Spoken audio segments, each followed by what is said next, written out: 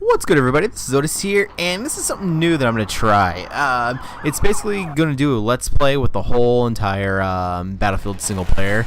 And instead of actually doing maybe like a live comm or something like that, I'm just going to talk about Battlefield. And this is going to be my last, like Battlefield series. I'll still have like Battlefield gameplay after this, but it's probably going to be about like a 10 or 15 part series, I would say. But I don't know, hopefully it'll be interesting. I'm going to talk about everything from the good aspects of it, what I would like in Battlefield 4, etc., etc. And so hopefully it'll be interesting. Hopefully you guys like it. And if you guys don't like this gameplay or whatever, you want maybe some multiplayer, I can go and throw some multiplayer in and stop doing the single player, because I think it's just nice every now and then to go back to single player, because it was decent. I enjoyed it for what it was and everything, and it's just I'm sure some people maybe didn't finish it, or some people maybe even never touched a single player. I usually don't touch single player until about 3 or 4 months after a game's released, and so it was pretty decent. It was fun for what it was. But what I want to talk about today is it that made Battlefield 3 great, and it's, well, at least in the beginning. I think once they started doing patches and stuff, they kind of just screwed the game up more and more and more with each patch, which is kind of unfortunate.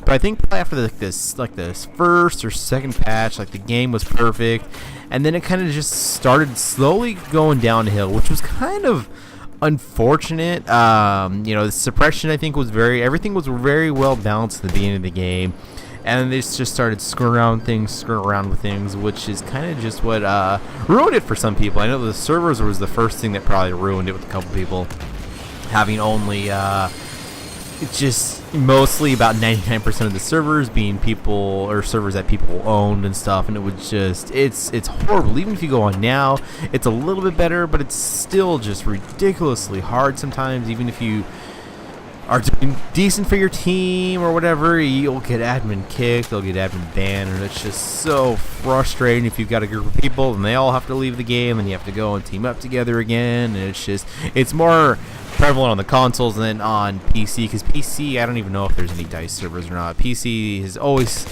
historically been people own their own servers and stuff for those types of games and whatnot, but on consoles, that's just when the game, I think, just started going in like a downhill slope, which is kind of unfortunate too.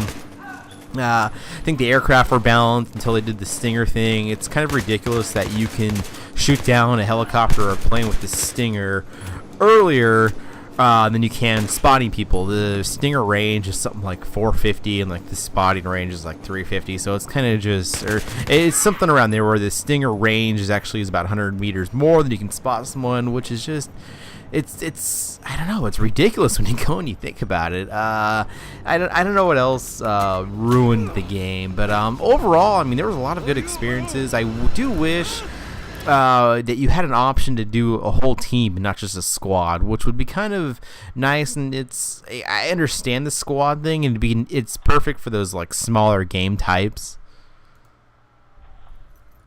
I don't know, it might have been nice though to actually have the option, instead of having a squad, like if you had a clan, or you had 5 or 6 buddies. There's been times where I've had about 15, 16 people on a console game, and it's hard and it's annoying with the whole squad thing, and then getting everyone on team chat. I forget sometimes myself, and you just don't have everyone communicating. You'll have one person talking to someone, and you're like, hey, what's the other person saying? And then it's like, oh, okay, well, they forgot team chat, blah, blah, blah. And it would have been nice maybe if you're renting your own server to have the option possibly to have no squads, where anyone can spawn on anyone. And tactically, that would be a very interesting game too, because you'd probably have a lot less trolling, a lot more people actually playing the objective, because you could have 11 other people spawning on one person pretty quick, which would be very, very interesting. Tactical wise, you could have one person basically rush to the MCOM, and then every single person spawn on them, and all of a sudden you have literally the whole entire team either attacking or defending an MCOM, which would probably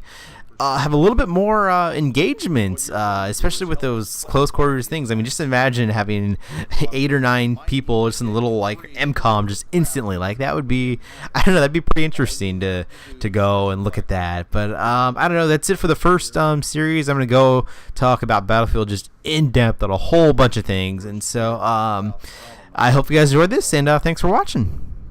It was 9 months ago. Operation Swordbreaker, Iraqi Kurdistan.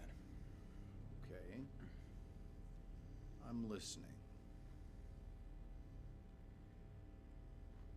Go tell that long-tongued liar